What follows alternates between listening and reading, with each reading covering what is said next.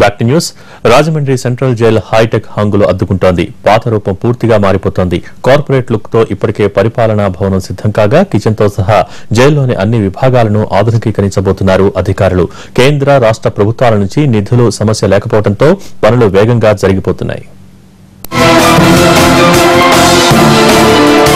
Corporate office తరహాలో కలకలలాడిపోతున్న ఈ building Rajahmundry central jail పరిపాలనా భవనం. త్వరలోనే ఈ భవనాన్ని ప్రారంభించడానికి ఏర్పాట్లు జరుగుతున్నాయి.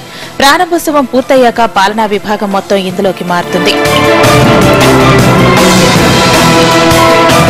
దేశవ్యాప్తంగా జైళ్ల ఆధునికీకరణ కోసం ప్రత్యేకంగా నిధులు కేటాయిస్తోంది కేంద్ర ప్రభుత్వం.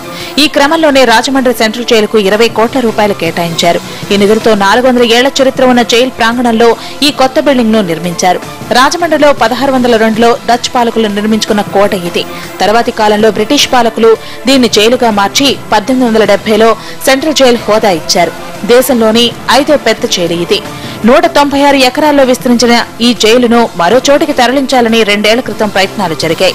అయితే జైళ్ల శాఖ నుంచే కాకుండా రాజమండ్రి ప్రజల నుంచి తీవ్రమైన వ్యతిరేకత రావడంతో ప్రభుత్వం ఆ ప్రతిపాదనను విరమించుకుంది.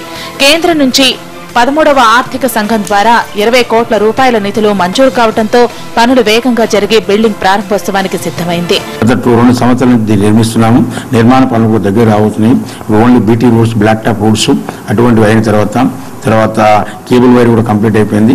ఎలక్ట్రికల్ కనెక్షన్స్ అవన్నీ ఇచ్చిన తర్వాత త్వరలోనే దీన్ని కూడా ఈ యొక్క అడ్మినిస్ట్రేటివ్ బిల్డింగ్ కూడా ఇనాగ్రేట్ చేస్తారు. 1200 మంది ఖైదీల సామర్థ్యం కలిగిన రాజమండ్రి సెంట్రల్ జైలు సంస్కరణల పరంగా దేశంలోనే మోడల్ జైలుగా గుర్తింపు సాధించింది.